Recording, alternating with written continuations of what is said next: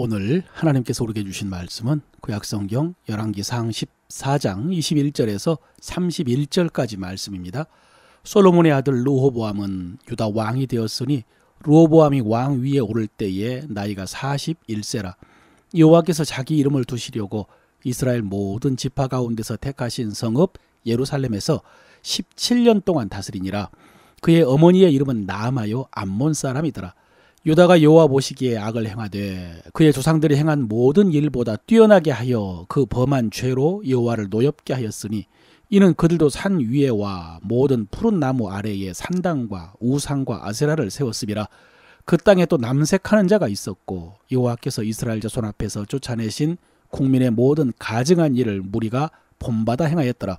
르호보암 왕 제5년에 애굽의 왕 시삭이 올라와서 예루살렘을 치고 여호와의 성전의 보물과 왕궁의 보물을 모두 빼앗고 또 솔로몬이 만든 금 방패를 다 빼앗은지라. 르호보암 왕이 그 대신 노수로 방패를 만들어 왕궁 문을 지키는 시위대 대장의 손에 맡기되 왕이 여호와의 성전에 들어갈 때마다 시위하는 자가 그 방패를 들고 갔다가 시위소로 도로 가져갔더라. 르호보암의 남은 사적과 그가 행한 모든 일은 유다 왕 역대 지략에 기록되지 아니하였느냐. 르호보암과 여로보암 사이에 항상 전쟁이 있으니라. 르호보암이 그의 조상들과 함께 자니 그의 조상들과 함께 다윗성에 장사되니라. 그의 어머니의 이름은 나아마요 암몬 사람이더라. 그의 아들 아비암이 대신하여 왕이 되니라. 아멘. 오늘도 성령께서 이 말씀을 통해서 하나님의 음성 들려주시고 여러분은 그 하나님의 뜻을 따라 순종하시기를 바랍니다. 솔로몬 이후에 열왕기는 남북 왕국의 왕들의 치적을 번갈아 가면서 짧게 기술하다가 또 그중에 중요한 왕들에 대해서는 좀 더 길게 기술하는 방식으로 진행이 됩니다. 오늘 르호보암의 이야기도 앞에서 북쪽 지파가 나누어지는 사건은 길게 기술을 했지만은 그의 통치에 대한 평가는 아주 짧게 기술이 되어 있습니다. 한마디로 그의 통치 기간 동안 유다 백성들이 여호와 앞에서 악을 행했는데 그 전에 조상들이 행한 악보다 더 많이 악을 행했다라고 했습니다. 산에 산당과 아세라 상을 세우고 가나안 족속이 가증한 일을 행했다라고 했습니다. 그래서 여호와를 노엽게 했다고요.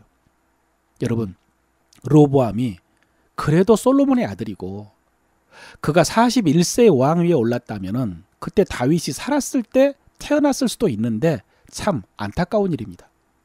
흔히 말하는 것처럼 자식 농사는 참 어려운 것 같습니다. 그런데 오늘 본문 속에 이것과 관련된 말씀이 두 번이나 반복되는 게 있습니다. 그의 어머니의 이름은 나아마요 암몬 사람이더라 라는 표현입니다. 열왕기는 왕들을 소개하면서 그의 어머니를 언급하는 경우가 많은데 특별히 르호보암은 그 어머니를 두 번이나 언급을 한 것입니다. 그의 어머니의 이름은 나아마요 암몬 사람이더라. 이게 마지막에 또 나옵니다. 르호보암은 솔로몬이 암몬 여인과 결혼해서 얻은 아들인데 그런데 그가 왕이 되었다라는 말씀입니다. 더 구체적으로 말씀드리면 르호보암의 어머니는 암몬의 공주였다는 말씀입니다. 여러분, 암몬에는 몰렉이라는 우상이 있습니다. 실제로 11장에 보면은 솔로몬이 이 여인을 위해 성전 앞에다가 몰렉의 산당을 지어주었다라고 했습니다. 이 몰렉의 제사는 어린 아이를 태워서 제물로 바치는 제사입니다. 자기 아들을 몰렉의 신상 앞에서 태워드리는 아주 끔찍하고도 가증한 제사입니다. 여러분, 이 몰렉의 제사는요, 유다가 멸망할 때까지 끈질기게 이어집니다. 그런데 이 몰렉의 신을 이스라엘에 들여온 사람이 르호보암의 어머니였던 것입니다. 그러니 여러분, 이런 여인에게서 낳고 자란 르호보암이 하나님의 법을 제대로 배웠겠습니까?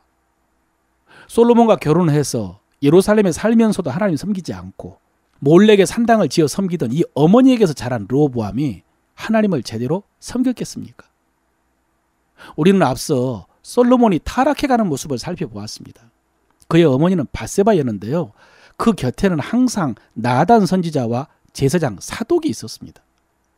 그런데도 솔로몬은 늙었을 때 결혼한 이방 여인들이 솔로몬의 마음을 돌려놓았다라고 했는데 르호보암은 아예 이방 여인에게서 태어났고 그들의 손에서 자랐으니까 어떻게 됐겠습니까? 그러니 하나님의 말씀을 따라 나라를 통치하고 백성들을 지도할 수가 없었겠죠. 그래서 여러분, 우리가 결혼할 때 배우자가 중요하다고 하는 것입니다.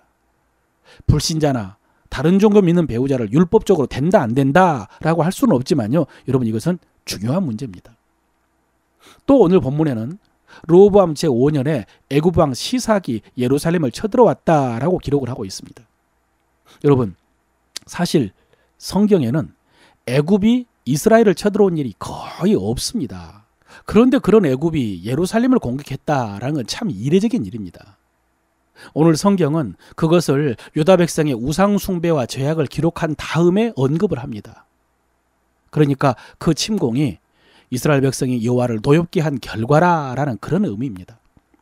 또 르호보암과 여로보암 왕국 사이, 그러니까 북왕국이죠. 항상 전쟁이 있었다라고 했습니다. 그래서 르호보암은 평안할 데가 없었습니다. 마찬가지입니다. 하나님을 올바로 섬기지 않았기 때문입니다. 여러분 사실 우리가 개인적으로도 비참하고 불행한 일을 당하기도 하지만은 전쟁은 끔찍한 불행입니다. 그런 일을 당했으면 왕인 르호보암이 자신을 돌아보고 자신들의 죄악을 깨달아야 됩니다. 하나님의 징계인 줄 알고 돌이킬 줄 알아야 됩니다. 그런데 르호보암은 그러지 않았습니다.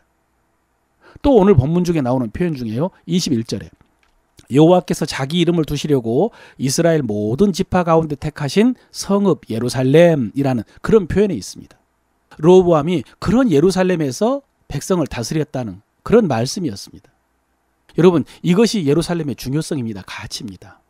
하나님께서 자기 이름을 두신다고 약속하신 성전이 예루살렘에 있습니다. 이건 굉장한 축복이죠. 하나님께서는요 거기에 눈과 마음을 두시겠다고 했습니다. 그래서 그들은 성전에 가서 하나님께 기도할 수 있고 하나님의 말씀을 들을 수가 있었습니다. 그런데 여러분 그들은 그것을 주술적으로 생각했습니다. 성전이 있으니까 예루살렘은 무너지지 않을 것이다 라고 착각을 했습니다. 그들은 성전을 자랑했지만 성전을 사랑하지는 않았습니다. 오늘날 우리도 마찬가지입니다. 여러분 우리 안에 성령님이 계십니다. 우리 몸은 성령이 계시는 성전이라고 했습니다. 그러나 여러분 거기에 머물러 있으면 안 되죠. 그 성령님과 교통해야 되죠. 성령의 능력만 구할 것이 아니라 성령의 감동에 순종해야죠.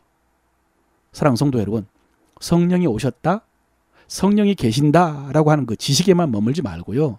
성령님과 동행하면서 순종하시길 바랍니다. 그래서 성령께서 가르쳐 주시는 하나님의 뜻대로 행하면서 또 성령께서 주시는 능력으로 하나님 나라 세워가면서 하나님의 약속에 참여하는 여러분 되시기를 바랍니다.